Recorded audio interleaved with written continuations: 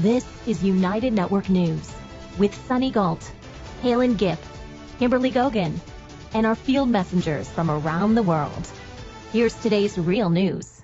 South Africa is facing serious challenges with rising crime, corruption, and violence impacting nearly every sector of society.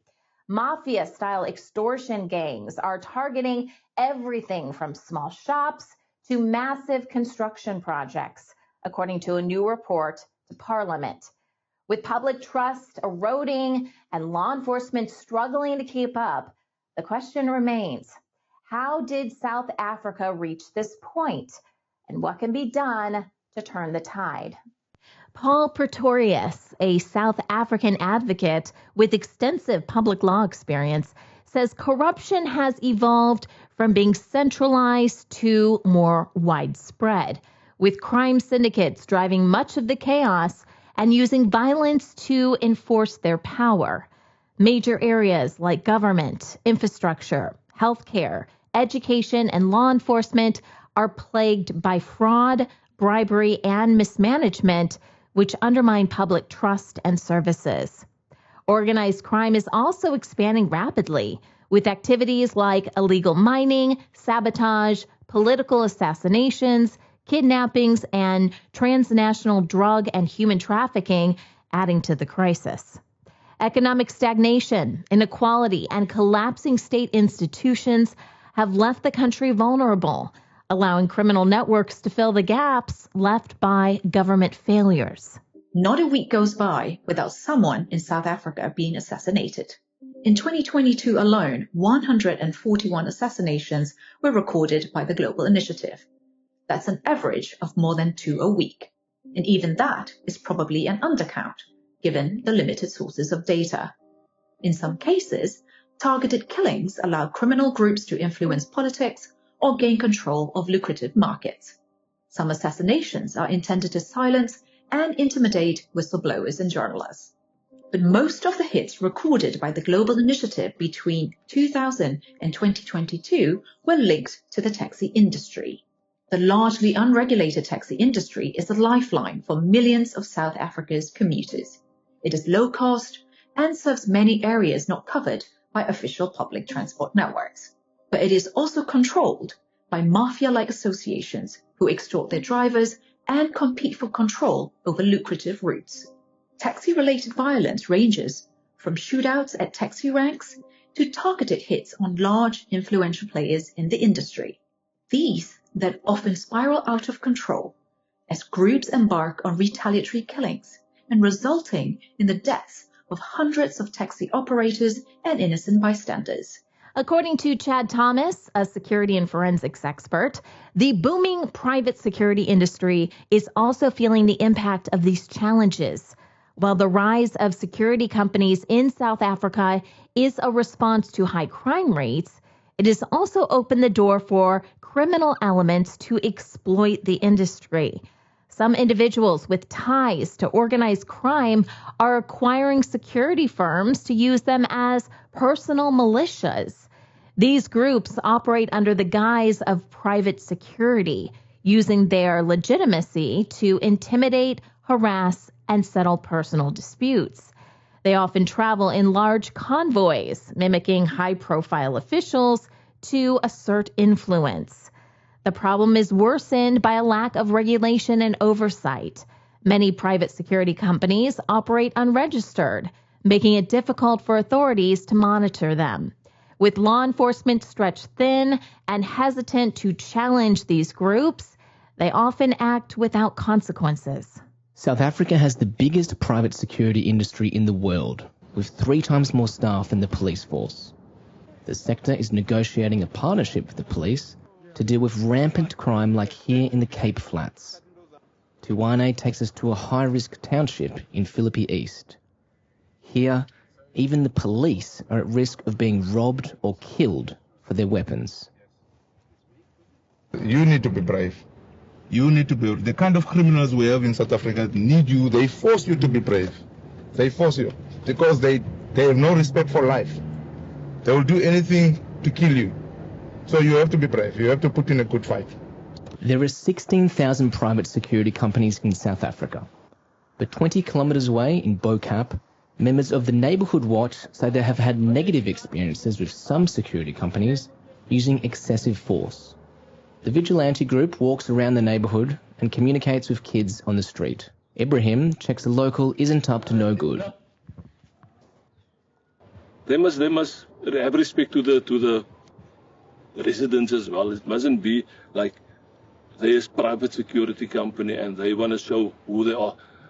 You will never make a change like that because people will hate you for that. Because we have the residents within Bo-Kaap, the community is very laid back people. They're very friendly. So if you're going to act in that manner to them, they will react to you. The construction industry in South Africa has been hit hard by criminal groups known as the construction mafia, who take over project sites and demand protection fees or even stakes in projects. These groups often pose as business forums, but use illegal tactics that delay critical infrastructure projects, drive up costs, and threaten developers and workers with violence. The problem goes beyond construction, with extortion spreading to cafes, restaurants, luxury apartments, and nightlife venues in cities like Cape Town, forcing business owners to pay for protection. Even water delivery services have been targeted by the so-called tanker mafia, worsening public health issues and social inequalities as vulnerable communities are left without basic necessities. Alarmingly, some police officers are directly involved in these syndicates, with crime intelligence uncovering cases of law enforcement working hand in hand with criminals. Despite thousands of extortion reports since 2019, convictions remain rare, as fear of retaliation keeps many victims from testifying. Gauteng is leading in the construction mafia extortion cases. It is followed by the Western Cape, KwaZulu-Natal, and the Eastern Cape. No longer can you disrupt our sites without consequences.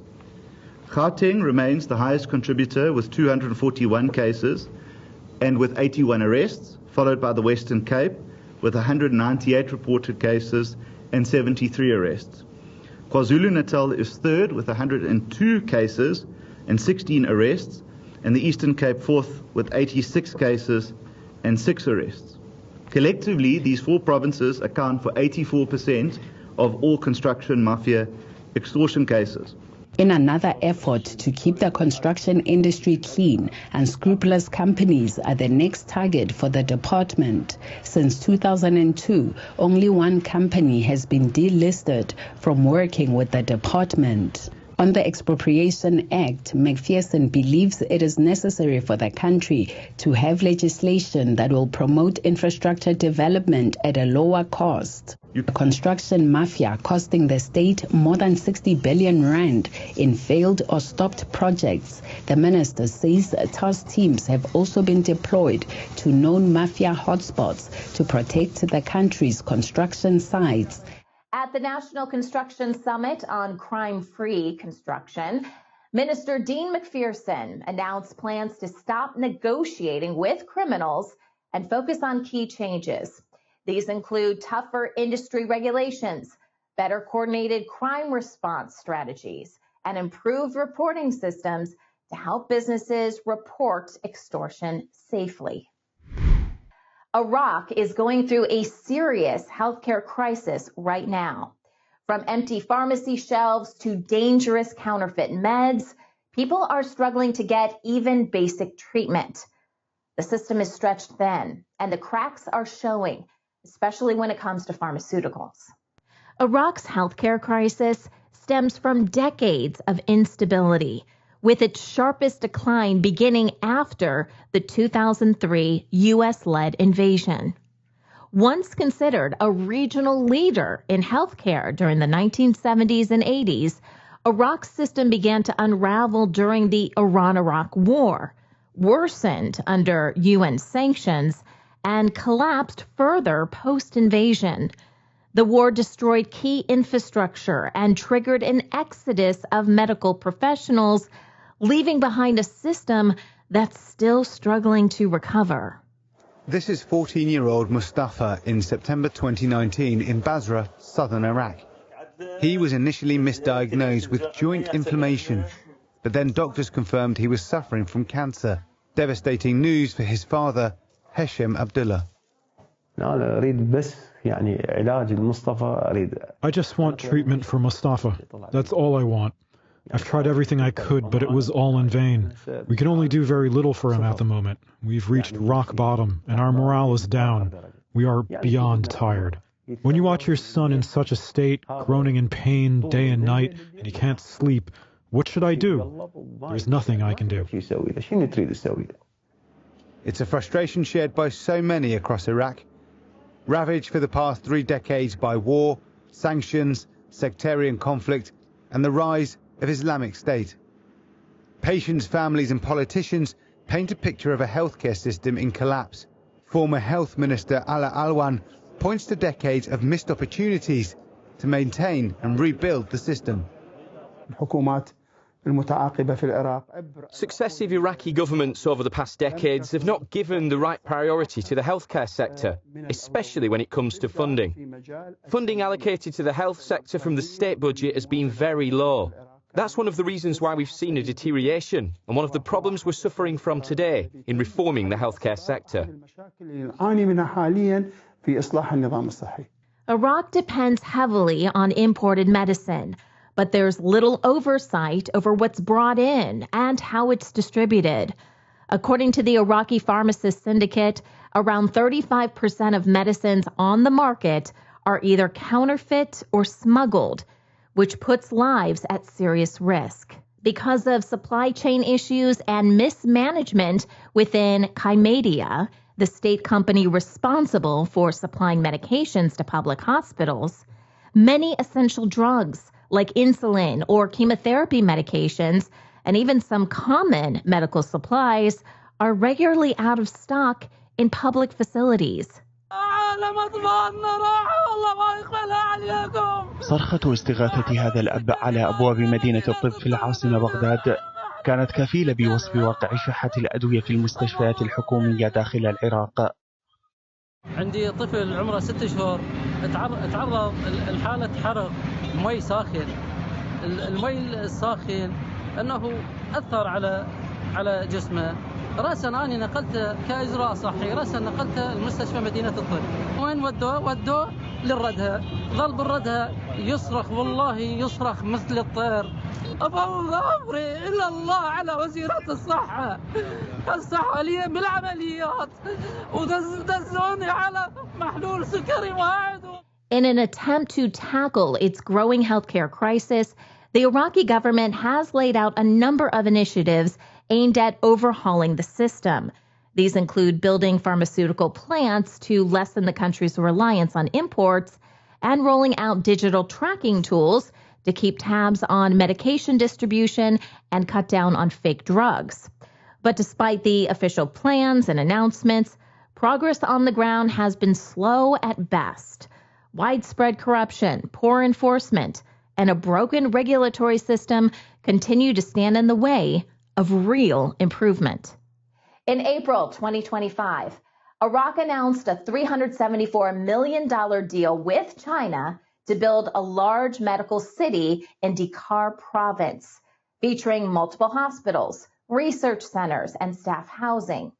This project is part of China's expanding role in Iraq's reconstruction, with similar investments across energy, transport, and healthcare.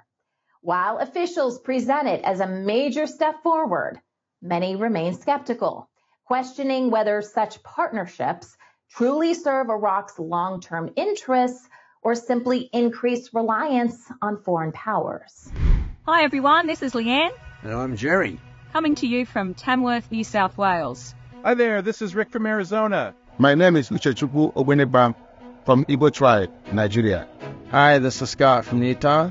I'm Annette from Agassiz, British Columbia. Hi, I'm Marcus Surzet from Manipur State, India. Real people reporting real stories from all around the world. That's what United Network News is all about. Can you clap? We had a huge flood, which some call the flood of the century. No fake news here. Our field messengers share personal experiences of what's really happening in their community. We got some nice fish right here. At UNN, you are the news. My family and I had a very good time. Take the next step. Become a UNN field messenger and share the real news with the world. In the northwest province of South Africa, I am United Network News. I am United Network News. I am United Network News. I am United Network News, and if it's going to be, it's up to me. It's going to be, it's up to me. If it is going to be, it's up to me. If it's going to be, it's up to me. If it's going to be, it's up to us. Field Messages, United Network News. See you next time. Step into a world of possibilities with New Earth, a groundbreaking series that shines light on holistic ways to live, work, and thrive. Join us weekly to discover new innovative ideas and explore the world around us as we, together, create our future, our New Earth. Starting May 7th, 2025, flying domestically in the United States is going to require more than just a plane ticket. You'll need a real ID to board. It's basically your regular ID, but with the extra security to confirm it's really you. They say the goal is to tighten security, which makes you wonder, are we gearing up for spy-level travel? Or did someone just decide our IDs needed a glow-up? A real ID is a federally compliant ID, like a driver's license or state-issued card, created after 9/11 to allegedly improve security. It has a gold or black star or yellow bear in California in the top right corner. Without it, you can't board domestic flights, visit federal buildings, or enter secure areas. The Real ID Act was passed in 2005, but its rollout has been delayed several times, even during the pandemic. Starting May 7th, travelers 18 and older will need a real ID or another ID approved by the Transportation Security Administration, or TSA, to fly within the U.S. If you can't get a real ID by May 7th, you can still use a U.S. passport, green card, global entry card, or other acceptable IDs listed by the TSA. A real ID cannot be used for international travel, but an enhanced ID, which is Real ID compliant, allows travel to Mexico and Canada. Just in time for the summer travel season, now major shifts in the way we fly are underway, starting with the rush to get a real ID in the next few weeks. What do you mean? I have until May 7th to get a real ID. The federal government still sticking to that long-delayed May 7th deadline, requiring travelers using a driver's license to board domestic flights to have a real ID, which has specific markings on the top of the card. I don't think anyone expected that, the day would finally come. The TSA has said it can phase in enforcement, but those hoping to avoid delays are heading to the DMV in droves. The Real ID driver's licensing appointments are now booked out to June in my area. Passports, of course, will still work to get through security, but there may be more changes lining up for summer travel, including potential new rules that would make paper tickets a thing of the past. The International Civil Aviation Organization, a UN agency that advises countries on aviation practices, is looking to roll out a new digital travel credential, according to the Times of London, which would allow passengers to upload their passport info to their phones and use a scan of their face to check in, drop bags, and board a plane. While the ICAO has not confirmed its plans to NBC News, the concept is similar to a TSA pilot program. With touchless ID, there's no need to show a physical ID or boarding pass at security checkpoints. Pre-check travelers flying with Delta, United, or Alaska Airlines can use their face to board at select airports, including Atlanta, DCA, LAX, and LaGuardia, as Americans coast to coast get ready for a busy travel season. Critics such as Kentucky's Representative Thomas Massie argue the Real ID system won't do much to stop terrorism and is more about controlling Americans. They point out most 9/11 hijackers used foreign passports, so a national ID system wouldn't have made a difference. There are also privacy concerns, as tying everyone's ID to a national database could lead to personal data being shared or misused.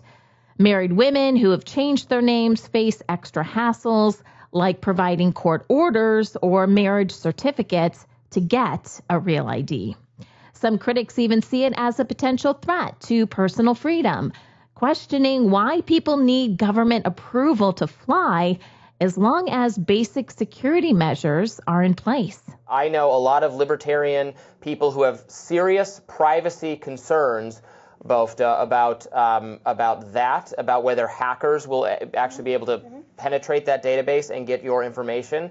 And then Thomas Massie's point is very well taken that what this is not, again, we're doing security theater. We're doing still, however, 20 years later, 25 years later, we're still doing 9/11 based security theater, doing things that are more restrictive, more difficult, more burdensome, more inconvenient for Americans because national security and safety, with no shred of evidence, this is going to help protect against terrorism or anything of that nature. The TSA itself is the textbook example of this. The entire agency should be abolished. Paging Dr. Elon Musk to the Doge operating room. I want TSA gone. It is a abhorrent waste of money and inefficient and doesn't contribute to our safety whatsoever. The TSA says the Real ID deadline is real this time, and travelers without one or an accepted document could face delays or even be turned away at security.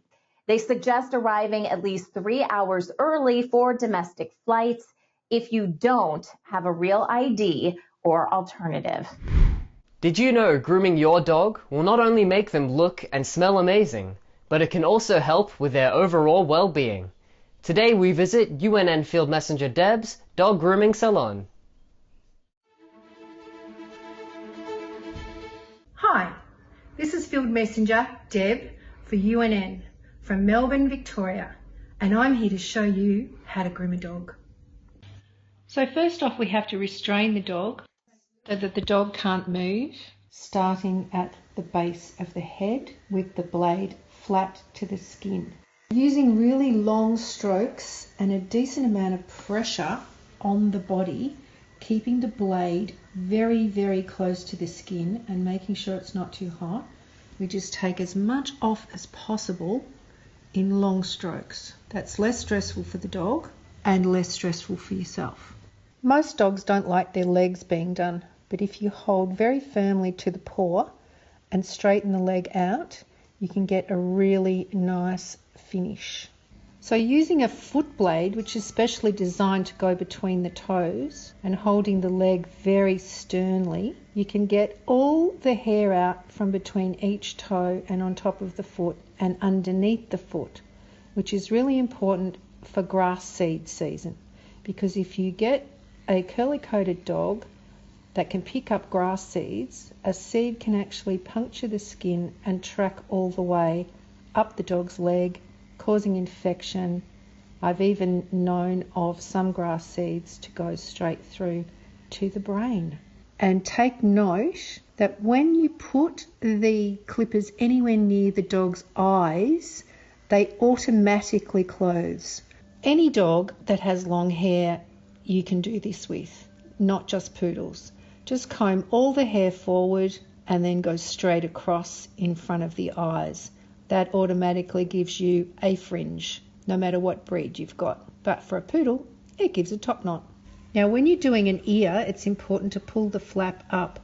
Dogs with flappy ears, the ones that hang over their ear canal, need to have air flow through so they don't get ear infections. Darling knows when it's all finished, and she gives me a high five. Dogs give you unconditional love, and it's so important to keep them healthy and clean.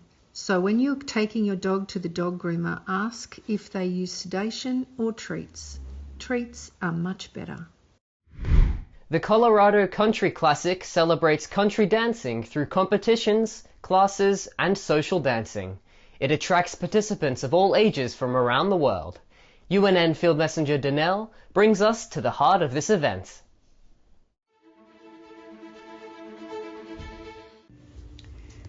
This is Danelle, a field messenger for United Network News, coming to you from Denver, Colorado.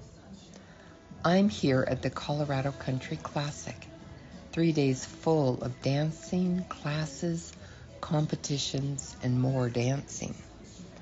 This brings dancers from around the country to compete, learn new moves, or social dance till the wee hours of the morning. And all ages are invited. It was particularly fun to see a few youth teams compete, or the generational couples, dads with their daughters, moms with their sons. Country dancing has been danced in honky-tonk bars, street festivals, and dance studios across the world. Today, the largest organizing council is the UCWDC, the United Country Western Dance Council. They host events, sanction events, train judges, post results for the regional competitions, and all of this to qualify dancers to compete in the World Championships in the 8 different country dances or in line dancing. Colorado is a regional event, and you can find 3 or 4 of these competitions each month around the U.S., or the world, Korea, China, Belgium, Italy, etc.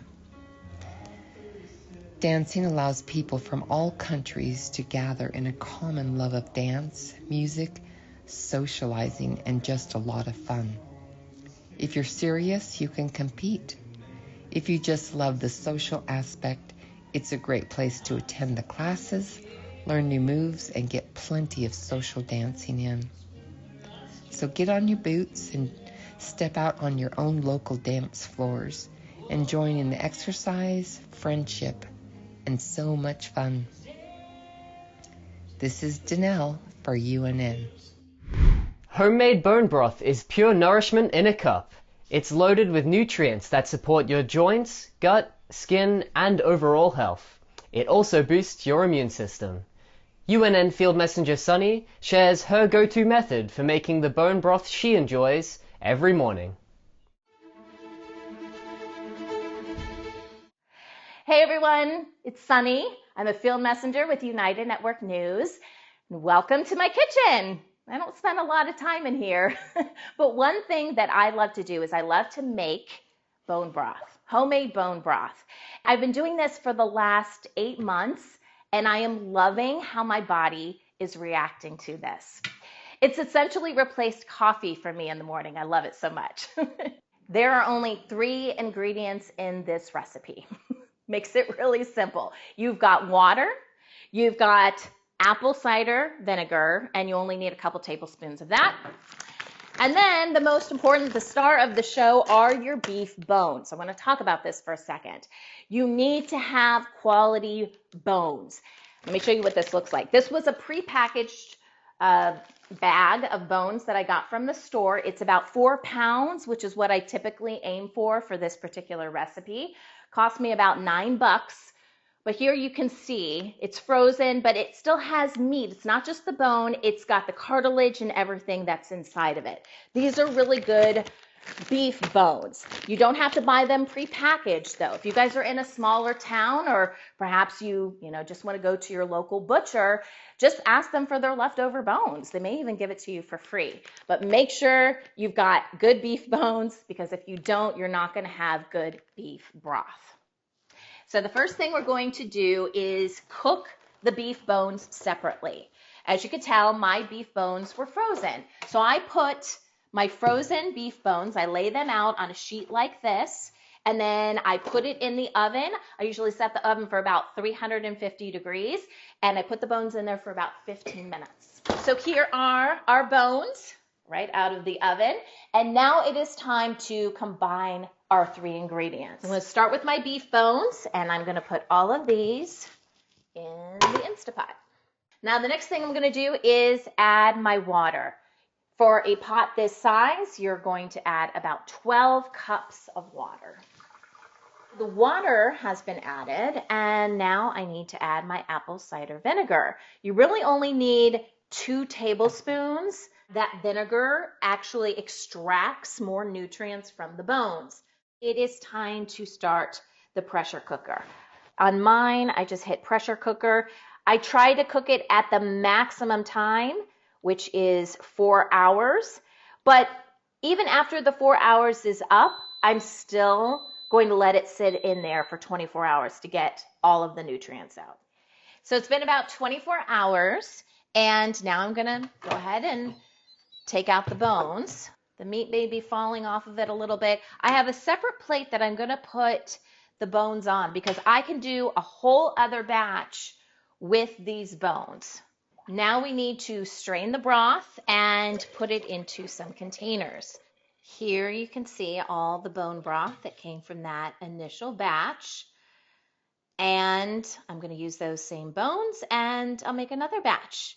So I'll really have twice what you see here, and that usually lasts me about 2 weeks. I want to show you what bone broth looks like after it's been refrigerated. So here is one that I made a couple weeks ago.